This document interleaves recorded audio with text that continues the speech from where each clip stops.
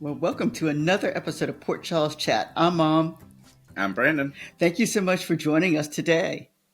Yes, thank you for joining us again. Yes, and I'm sorry we know it's been a while, but we're happy to be with you today. And we're actually going to have a 2 week day today, meaning that we're going to talk about the weeks of October 13th through October 24th, and that'll kind of bring everything up to date. The day of taping, just so everyone will know, will be October 25th. Brandon, how have you been doing? Mom, I've been doing well. How about yourself? I've been doing fine, Brandon. All right, so General Hospital's been very busy, so let's get started. First of all, let's talk about Rick. As we know, when we last talked about Rick, he was still kind of downstairs being tormented by his three captors, and so since that time period, Rick has been rescued. He was rescued by Cody. Um, and Cody at this point just thinks the family is just point blank odd. But anyway, so Rick has been rescued by Cody. Rick actually covered for Alexis, Ava, and Christina, and he kind of let Cody and then also Molly believe that he actually joined a cult. And so, anyway, regardless of all that, all money that was lost or previously given away or whatever that they did with the money has now gone to where it was supposed to go. So that part has been taken care of since Rick has been out of it. Um, let's talk a little bit about Britt. Britt is still in town. She's basically still annoying people. However, she is very troubled by the note that she received with the shots that she is taking. Is from someone with a C, whoever that is, and but she's very bothered by this note. Nathan actually wants to rejoin the police force. Anna is at this point in time initially saying no. Um, and so we still don't know anything about Nathan, with the exception of that he, of course, believes that he is the true Nathan. I'm not saying it's not, I'm just saying this is just what the perception is at this point. He is also trying to help his sister Nina in regards to letting her know she needs to tell the truth. All right, so let's talk a little bit about Willow. Um, Willow has been arrested along with Nina, but Willow really has been arrested for the shooting Drew. The gun was actually found in Willow's room, and so both Nina and Willow go to court. Willow for, of course, the attempted murder of Drew, and Nina's going to court because her alibi was false, and they have documentation. They, meaning the police, documentation that her alibi was false, meaning that she actually was in her apartment during that time period, and so she can't cover. She, meaning Nina, would not be able to cover for Willow. And so Nina does go to court, and Nina does plead guilty, and she takes a reduced sentence for admitting to lying or whatever terminology they use. But anyway, basically admitting to lying to the police officers. Willow is very disturbed when she hears this because she knows at that point in time her alibi is not there, and so Willow was not given bail, and she has been sentenced to Pentonville until the trial. Brandon, so far, have I left anything out? Well, Mom, thus far I think that is uh, it in that regard, but I will say that uh, not all exactly of the money went back to the Cassadine estate and to Ace. Ava did take her hefty divorce settlement back. Yes. Oh, we can't forget that. Ava did take her some. She did do that.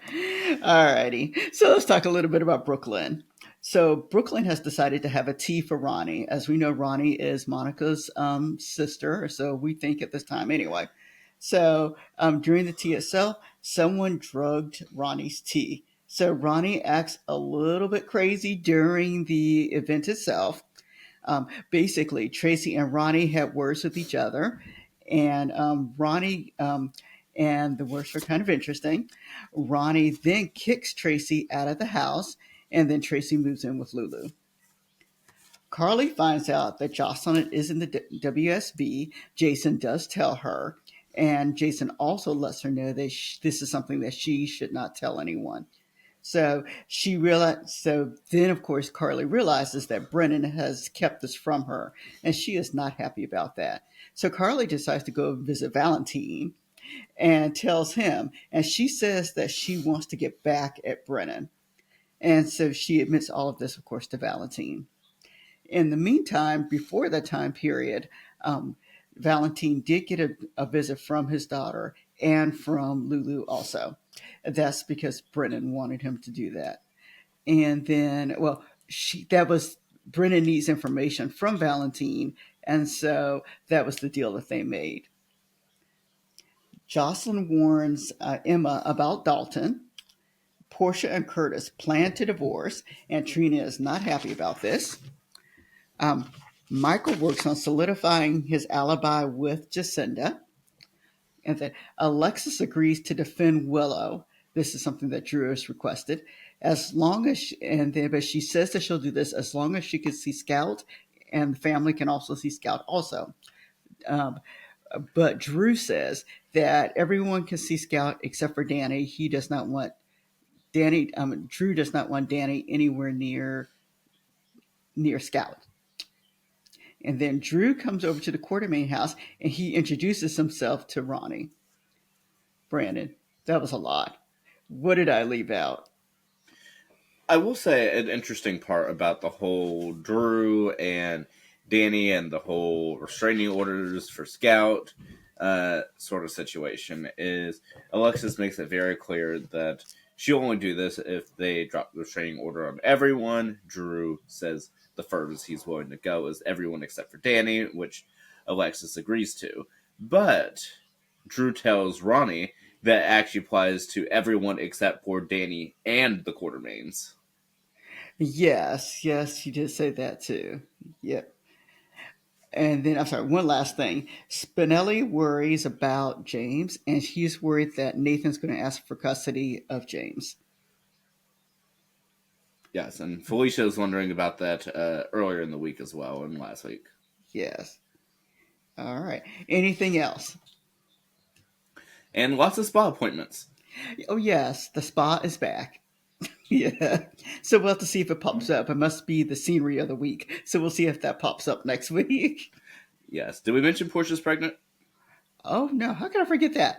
Portia is pregnant. We don't know who the daddy is. But Jordan knows. Well, Jordan At thinks least Jordan knows that Portia's pregnant. Yeah, Jordan knows that she's pregnant, but Jordan doesn't know there could be a daddy issue. But Elizabeth does know that Portia's having an issue, and I did think we did talk about this the last time, if I remember correctly. But yeah, it's been a while, and I think that did come up. But anyway, so that is to catch you up for the last 2 weeks. If we missed something, we're sorry. But let's go to our performers of the week. Actually, performer of the last couple weeks. And so you might be surprised who I think the first one is. I actually think Rick, for me, was one of the performers of the week. I absolutely loved his responses for being, out. And so he did a great job. And so he's one of them. I have four people here. So Rick's one. I included Willow because I think Willow's actually doing a nice job acting. She does a very good job of being I don't want to say crazy, but that's the best way I could say it. As being this particular type of person. Ronnie, I'm still going to give kudos to Ronnie because I think Ronnie's doing a good job acting, and then Tracy also. So those are my four who I picked for the performers of the last 2 weeks.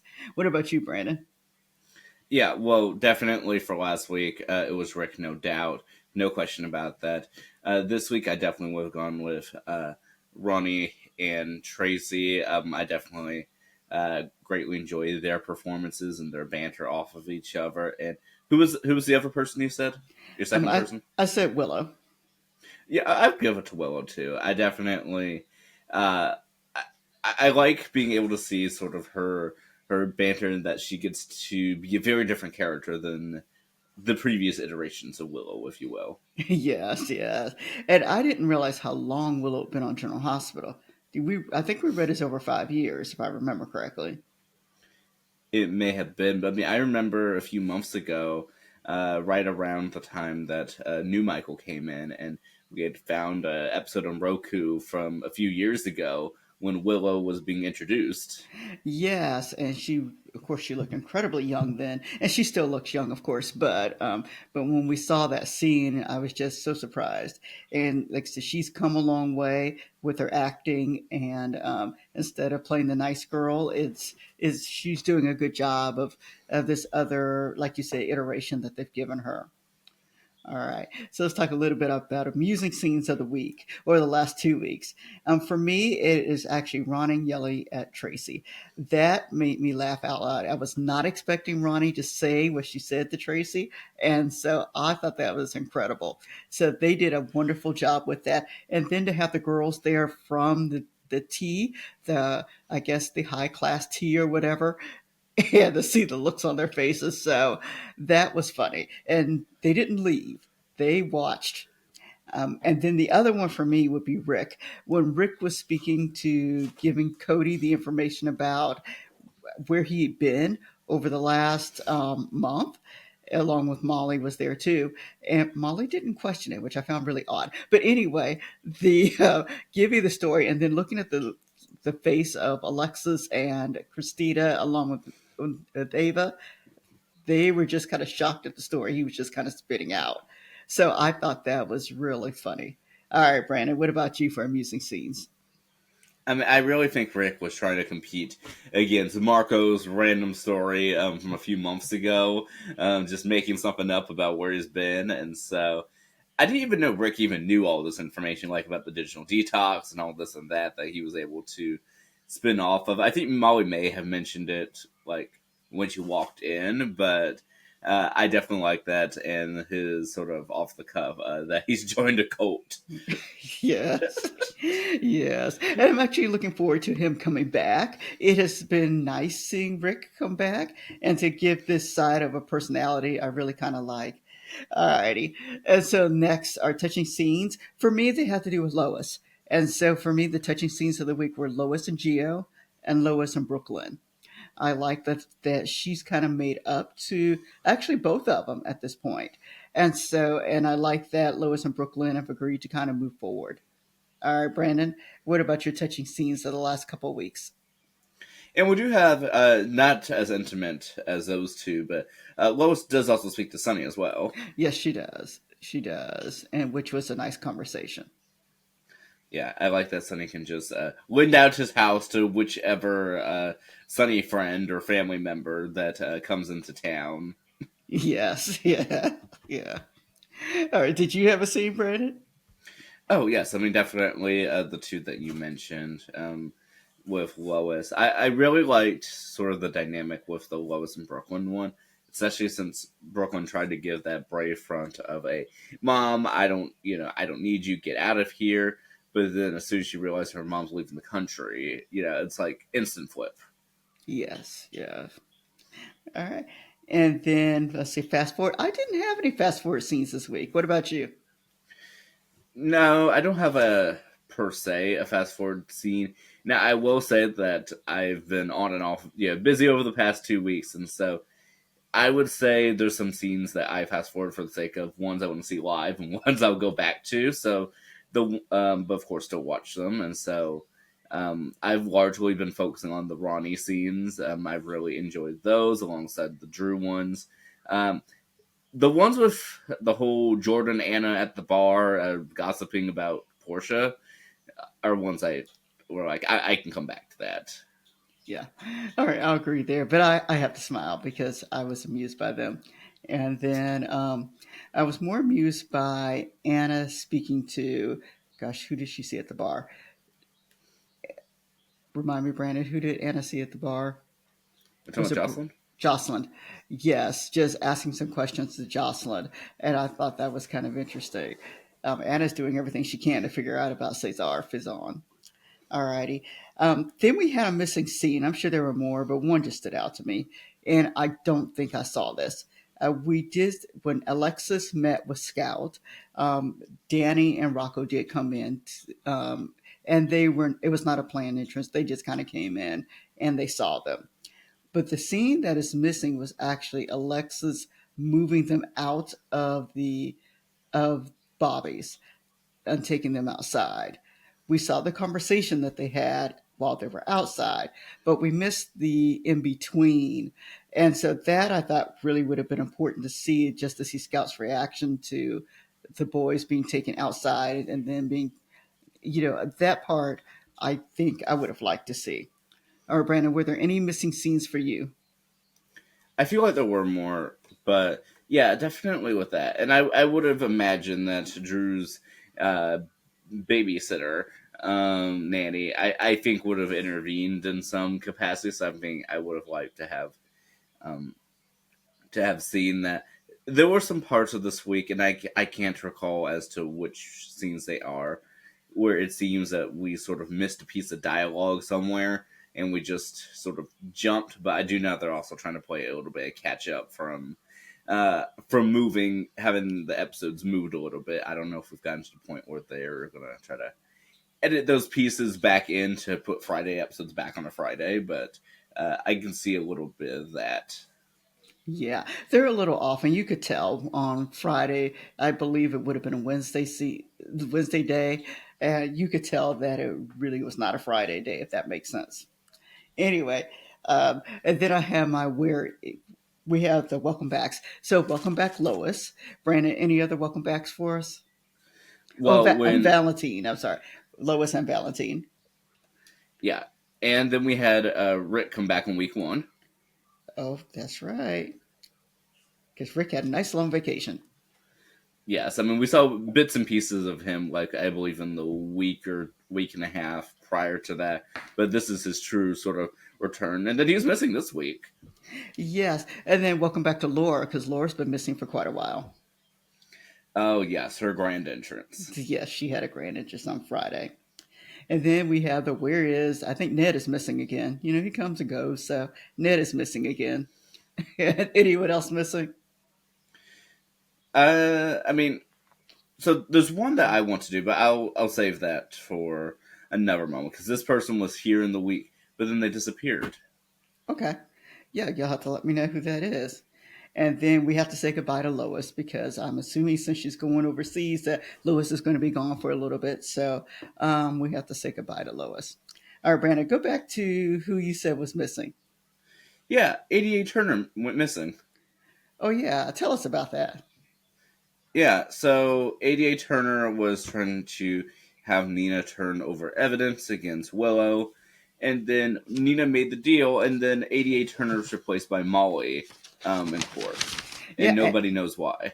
Yeah, and I will say this. This is the first time we have seen Molly, I think, do anything in court, or at least this version of Molly.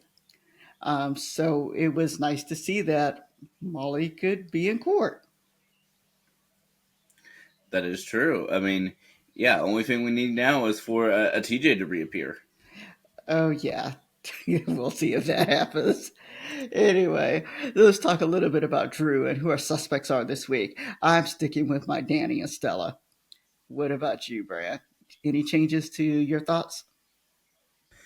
You know, if Danny does it, I wouldn't be surprised if Rocco was knowledgeable. That's true. Rocco could be knowledgeable. I kind of think that Michael knows that it was Danny. In my mind, anyway. I think Michael's very aware, and I also think that Willow is aware that it could be Danny. I think, although Willow might tell if it's Danny, so maybe she doesn't know. I think that Tracy knows that it was Danny, but that's just my thoughts of the week, subject to change for next week. I do think we're getting closer because within this week, we do find out, which I think is an interesting nuance, that Michael tells Jacinda that he did not shoot Drew, but Jacinda tells Michael that they were not together during the time that Drew was shot. But it does seem like they did actually meet under like true pretenses. It's just a question of when exactly did that happen. I think they have, because they met in the bar, and there are witnesses to that. I think they met prior to everything. And we just don't know what happened after they met. Their meeting very well could have been 5 minutes. It may not have been long at all. And then from there, I think he just went to he, meaning Michael, went to went to Drew's house, where he, it seems as though he was in the car, but it almost seems like he may have made it to the door. He didn't say that, but I mean the way it's kind of alluding to it, and maybe when they do flashbacks later, he might have actually made it to the door, to my guess, to see whoever did do it, because Michael's pretty cocky right now, and he kind of he's acting like he knows something, but he's not quite saying what he does know. He just knows that he needs an alibi for that time period. Yeah, and it makes you wonder because it seems like Jacinda's up to something too, but not to the same extent that he is. That so I don't know. I feel like we have a lot of suspicious people that are intentionally acting more suspicious than they need to be right now. So the question is, which suspicious people are doing what? Yeah, and then something else that we've talked about offline. I don't think we've talked about online is Ronnie, and who is actually responsible for Ronnie coming into the show. I mean, we know that there are letters, or so they claim to be letters, going back and forth. But I kind of think that it is Martin who brought Ronnie in, and that she very well might be Monica's sister. But I think that Martin went and sought her out. Your thoughts? Yeah, I could definitely see that. Or even let's say the letters are all real, Hmm. but then Martin's the one that had the house left to Ronnie, um, because I mean I would believe that Monica theoretically has a sister and has been writing out and having those conversations, but it doesn't seem like anything from these letters per se indicates that like you would get a house and the whole estate. So maybe this is because I remember Martin saying that you know that Tracy won't get it until the Quartermain name or legacy is at stake. So maybe this is the way, but I feel like Martin's somewhat more surprised than I think he should be. So maybe it's that this was a part of the plan, but the plan worked too well. Yeah, or maybe, yeah. So, and then with the drugging of Ronnie, a part of me thinks that that Martin did that too because he happened to be in the house at that time period. So he very well could have drugged her drink if that is the person who did drug it. So, just some thoughts. And then anyway, so what I'm looking forward to next week, you know, I it's not Drew I look forward to. It's the story around him that I like. And so I look forward to that. And then Anna, because Anna's onto something, and so I kind of am looking forward to seeing what she kind of comes up with. I'm hoping that it is not Cesar Faison who's there. I hope that that is someone else, but I don't know who begins with a C that it could be. So just my thoughts. All right, Brandon, your thoughts, or what are you looking forward to for the next couple of weeks? Well, I'm looking forward to Rick. Okay. Yeah. Yeah, I'm looking forward to Rick. I do. I'm very excited to see the whole thing with Laura and Drew because we've not seen Laura in a while, and so like yeah, and then what's happening with this election? I mean, isn't there an election coming up about the whole Measure C? And are we not going to take down some of these peers? I mean, and this whole McConkey esplanade. What happened to that? We were drilling this for weeks and months. Boyle's missing. Sitwell's missing. Everyone's missing. Yeah. I don't think that's relevant right now. So they have moved on. But yes. Oh, yeah. So the where is Sidwell? Good question. Good question. All right. All right, Brandon. Anything else you want to talk about? Well, Mom, can we speak about the daytime Emmys? Oh, yeah, we sure can. Yeah, so General Hospital got the most wins out of the daytime Emmys. Yes, that was so wonderful to see. It was nice to see, what Jonathan Jackson. It was nice to see him win, and then along with Nancy Graham, and then General Hospital, of course, won, and then Heather won, and so Robin Matson, and I'm missing someone, but it was really nice to see all the people win. Yes, and so the wins include going through the list: outstanding drama series, which I believe this is the fifth year in a row that they've won, which is a record. Yeah, wonderful. Let's see, of course, Alexis for outstanding lead actress, outstanding directing team. That one was for Christina's Fall. Hmm. Yes. Let's outstanding costume design and styling. I believe that was for Brooklyn's Wedding. Hmm. Let's see, of course, Lucky for outstanding supporting actor, and then we have outstanding writing team. I don't remember which one that showed. Do you remember? I do not remember. Oh, yeah. No, I don't. I don't. That may have been the wedding again. It could have. No, I think that one was Christina's Fall. Okay. I don't remember. I just remember that there was a lot of scenes for the nominating that was either Christina's Fall or uh, Brooklyn and Chase's Wedding. Yeah, and typically, I think, please don't quote me on this, I think there are a couple scenes that they kind of submit. So it may have been Yeah, both. Yeah. yeah, and then outstanding guest, of course, for Heather Weber. And yeah, I mean, of course, a bit of other people nominated, but I do think for the Alexis scene for her, yeah, speaking after Sam died. I mean, I know we said last year that that was going to get some type of award. We did. We did. We said that immediately after we watched that. So, yes, and Alexis did a great job, or Nancy Lee Graham did a great job of acting during that time. Yeah, she definitely did. And then, new Michael and new Lulu were two of the presenters. Yes, they were. They were. We were. And then others know that we watched Beyond the Gates, and so we, although they were not nominated, they weren't eligible to be nominated for anything. It was nice to see some of the actors there at the to present awards. Yes, and so that overall I think was great, and so I think this is the I mean at least for me this is the first time I've seen the Daytime Emmys all the way through, seeing it online. So I definitely thought that was a fun showcase and a way to see sort of everyone outside of just the show. Yeah, and I've told you that the daytime Emmys used to have more categories, and so I miss some of the other categories that they used to have, and so at, I I kind of like it when it's a little separate from some of the other things that are on there, and so I would really like for them to go back and add some of the missing categories that disappeared throughout the time period. But uh, but I am looking forward to, of course, next year's awards, and I'm happy that General Hospital won so much.